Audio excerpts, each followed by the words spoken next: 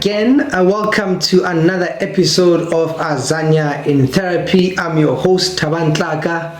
My guest is an actor, a musician, a father, a brother, a God-fearing man, popularly known as Joe Molefe on Generations, The Legacy. Ladies and gentlemen, welcome Mike Masoka. Thank you very much, man. How are you? How are you, sir? I'm good, and yourself? Good. Finally, we get to sit down. Finally, get to chat. So you are from the other side of town. You came to Pretoria. Yes, sir. So how was your trip? Yeah, it was interesting. Let's say interesting. But I'm happy to have you today, right? And for those who don't know you, I remember the first time I saw you, right? So I don't really watch a lot of TV, but when I saw you, I was like, hey, but this face looks familiar. Yeah. I don't know where I saw you, but I just thought I'd seen you somewhere, right? Yeah. And do you get that a lot? Do people comment like that? Most cases, I always do get that. Yeah. I do get that a lot, especially going to malls. Yeah. Wherever I go, Yeah. It's always been like that. But like, are you that guy? Yeah. Are you that guy? I'm like, sometimes if ever I'm not in that good mood, I'm like, no. You're not that guy. No. Yeah. But I always do get that a lot, because if like Generations, many people do watch it. It has more than 5 million views. Sure. So Generations. It's big. Yeah, we grew up on that show. So, but do they know, when people recognize you and they think you look familiar, can they place you with the show, or do they? They relate you to, they can see that they related to other shows maybe you might have been on. Because before I did Generations, I did a lot of shoots previously for different productions. Okay. Yeah, I did, especially I worked a lot at Rhythm City. Yeah. Yeah, I did Rhythm City a long time, I think for about 2 years. Yeah. Yeah. I think that's where I might have. So everything started from Rhythm City up until I got a call from Generations. And now you're the lawyer there, right? And so in your introduction, you're just not just an actor, you're a musician. Yes. And so musically, where does the story begin? Where do you sing? Do you play an instrument? Where does your musical story come from? My musical story comes from, because I come from a musical background. So everything, we started at an early age, because I grew up with my grandparents a lot. Yeah. So those are the people that always pushed me to go to church, and then when I church, they'd be like, "Let guys sing, that thing." Yeah. So everything started from there up until I grew up. I grew up, started to do a backing vocalist for a couple of artists and studio sessionists. People like Rebecca Malupe, the late Vuyo Mukwena. I even got a privilege enough to work with R. Kelly on the project of 2010 World Cup. Hey, but those are heavyweights. Those names you are. Those are heavyweights. You know what? I've been in many places, man. Yeah. So I'm still learning. Yeah. So I think one of the things people don't understand, that before being an artist, like an actor and a musician before. I see. So is that your first love? This my first love is music. I see. Yeah, and then acting, it's my second love. I see. They say triple threat. They act, they sing. Yes. Can you dance? No. That's the problem. that's the problem that I'm encountering at the moment. But really. You'll get some people to help you. Yeah. And so, you don't want to pull a Jennifer Lopez because she was in the background and Jiggy she's in the front, right? Yeah. So are you interested in doing that? Putting out projects, now pursuing the music fully.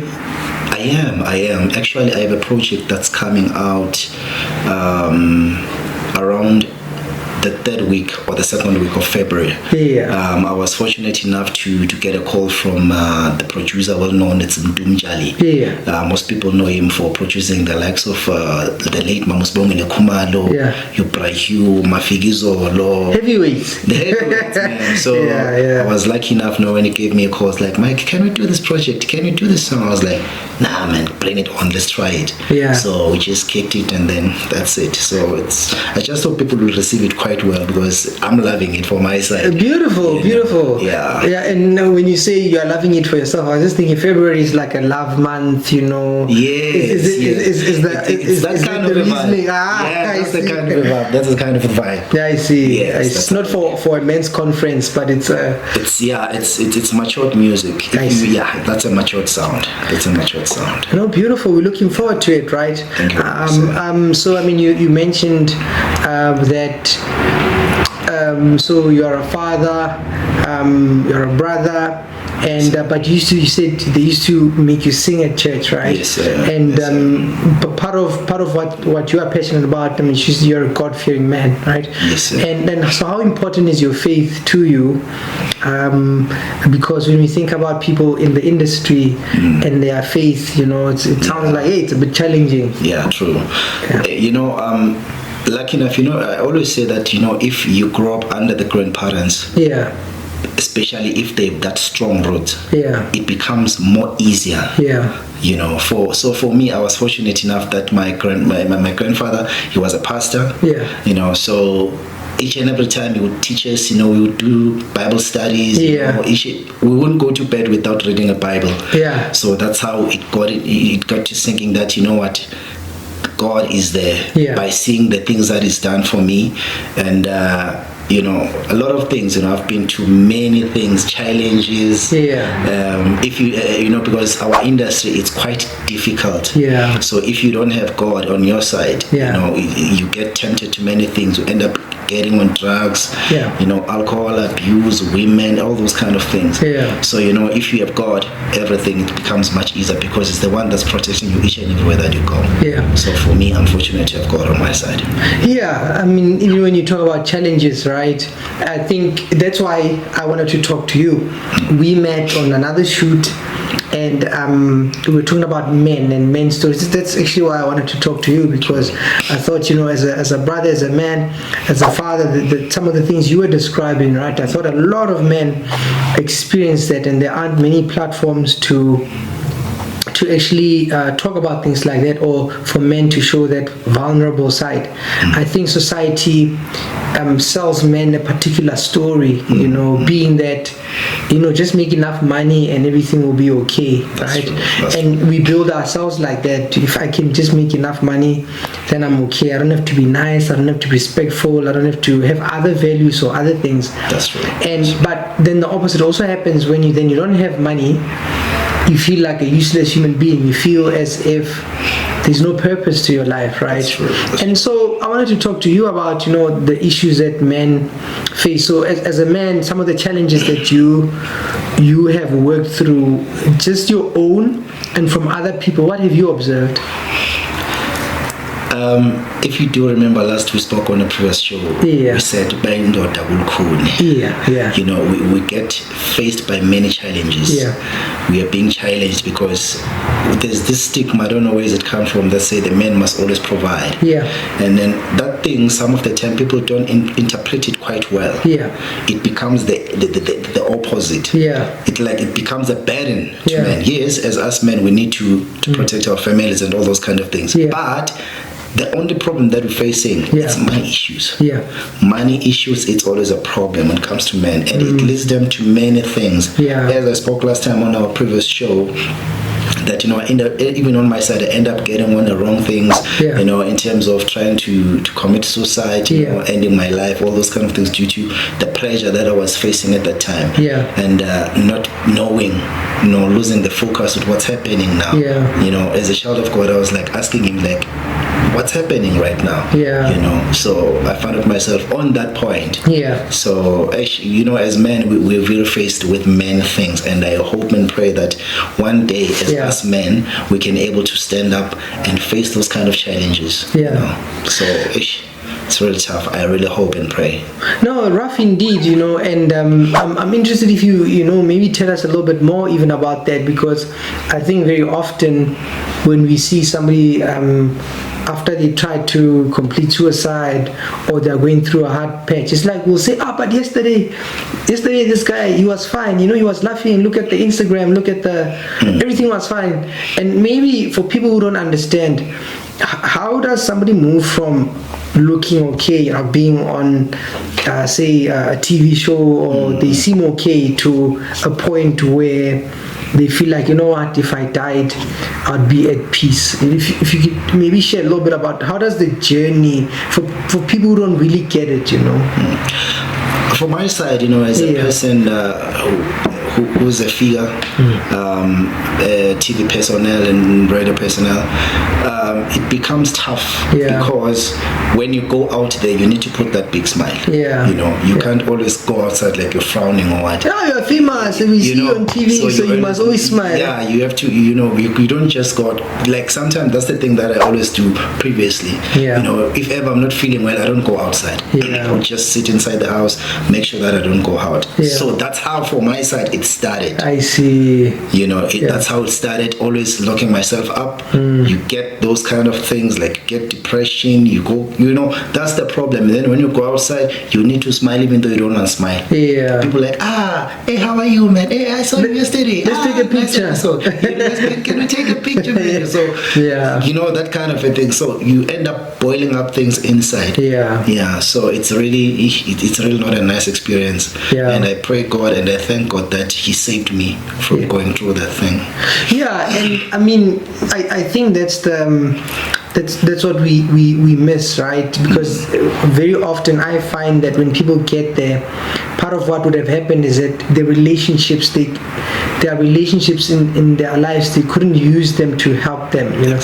When they could have spoken to somebody, maybe they felt as if the people won't understand, or I need to be strong for them, so they keep quiet and they withdraw.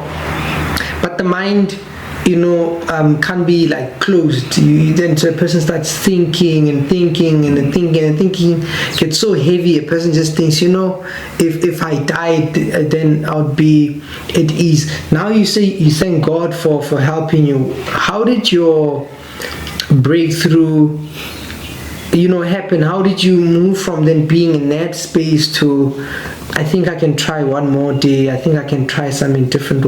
What is it that helped you? For my personal capacity, what helped me was to open up. You know, because us men always boil things up inside. That's what's killing us most men. So for me, it helped me to open up and to go through counseling. You know, so it opened, like it took off a lot of burden to me.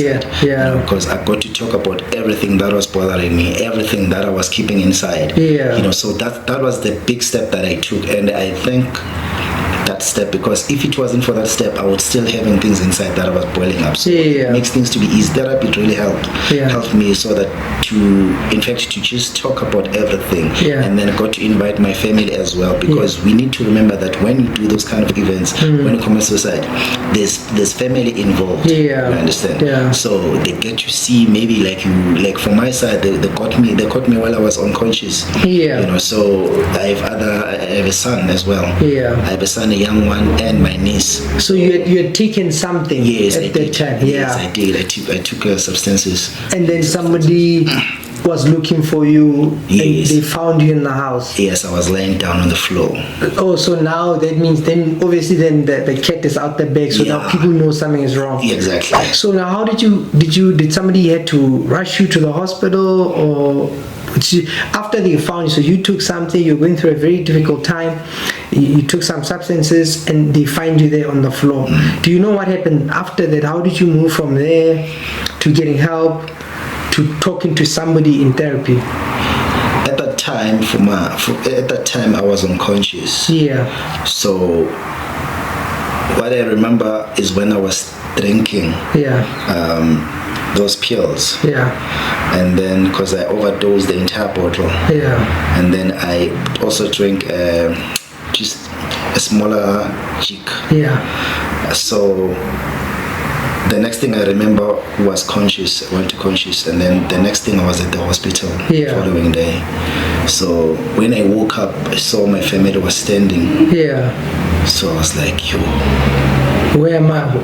Could you quickly remember? Could you tell what was going on? I couldn't. Did they have to explain that? Okay, you are here now. Yeah. This is what happened. Yes. So now they were explaining to me that, hey man, we found you on the floor with this kind of a bottle and a tin of jig. So what was happening, man? So I was like, ish. I couldn't even explain because I was ashamed. I see. I was ashamed, especially to be seen by my young son. Yeah. And my nieces. I was like, yo, what did I do?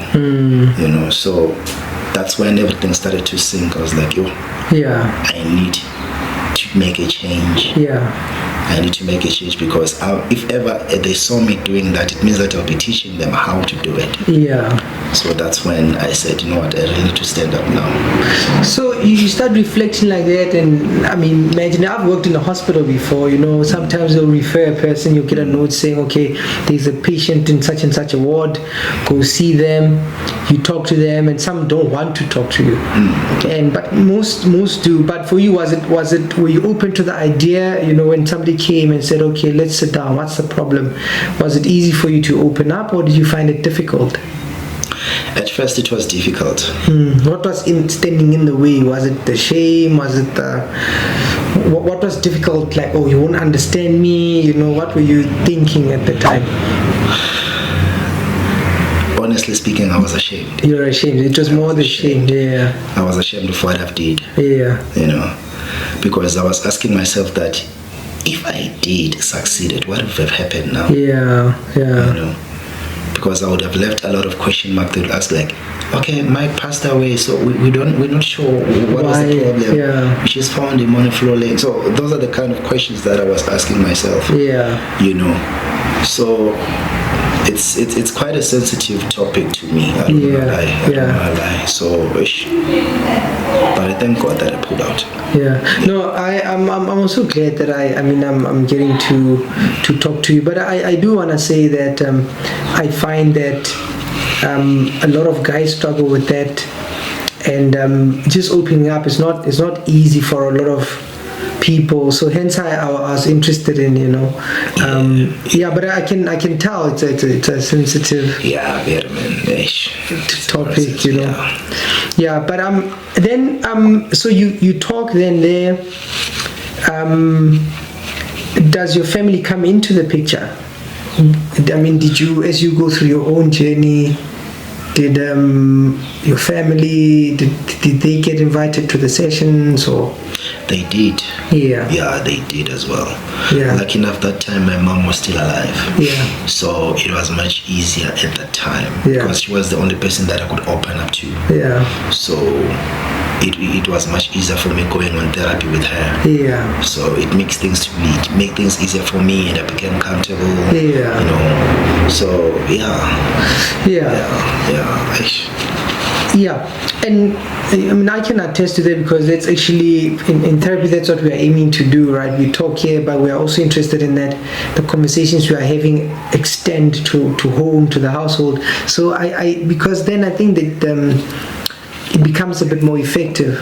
Now you have therapy, you start coming out. Was it easy to talk to other people about it? It's not always easy. There are family functions, there's work colleagues, it was not easy. Yeah. It was not easy. But it helped me to open up. Yeah. Yeah. But because it sounds like you did then, not just in therapy, you went and started telling other people, And if ever, I think you should remember the last shoot that we did. Yeah.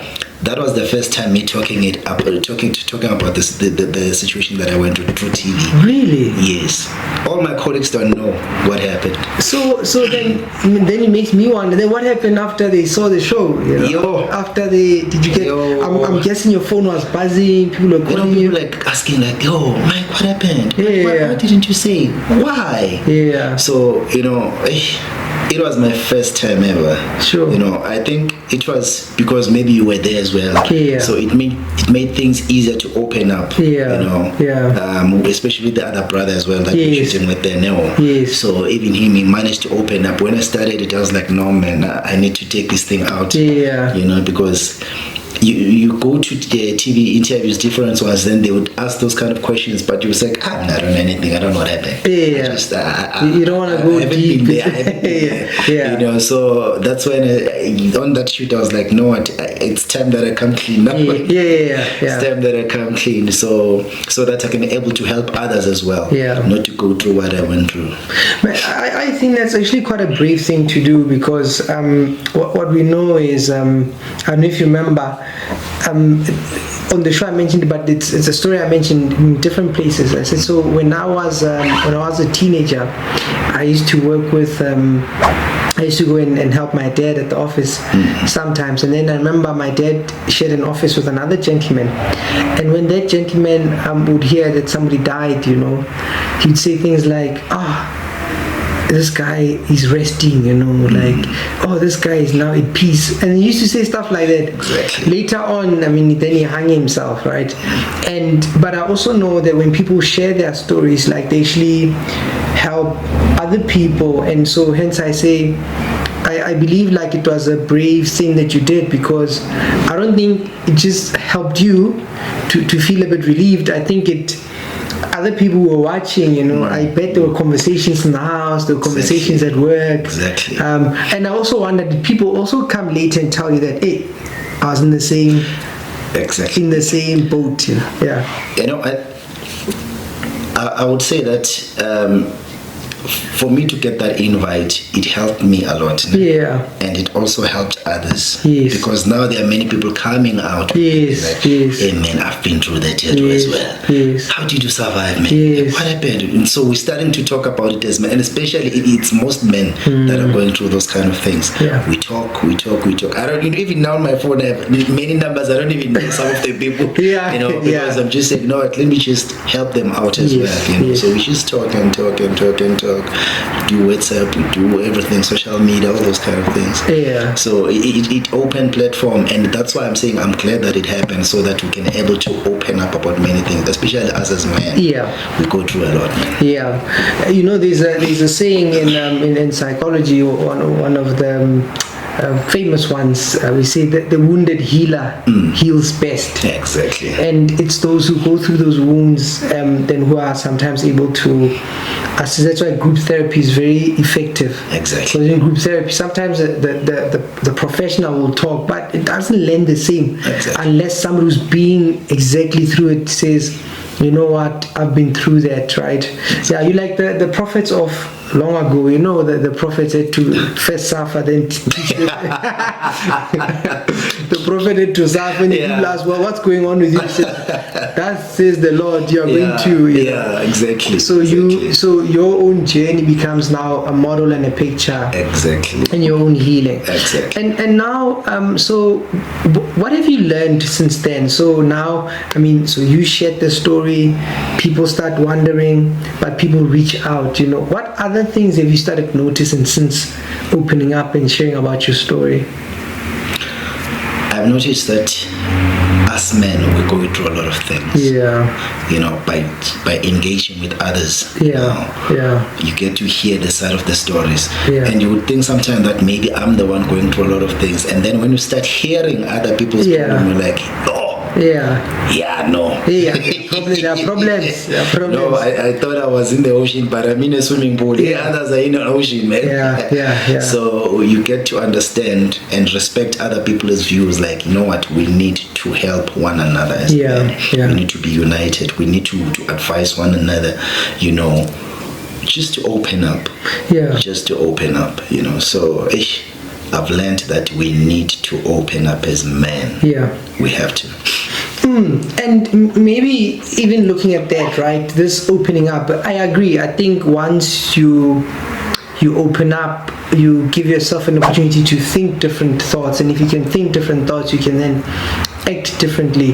But where do you think the difficulty with opening up comes from? Is it because, I mean, according to you, is it because boys are raised to say, oh, boys don't cry, then you quickly learn?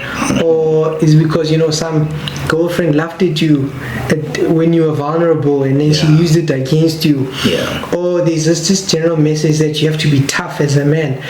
Where do you think we get that message that I can't talk to these people, I need to just keep quiet and die inside. For you, where do you think most men learn that sort of thing? I think it's the stigma that our parents and our grandparents always taught us, that men don't cry. Yeah. When you're a man, you need to toughen up. Yeah. I think that's where everything starts to collide. Yeah.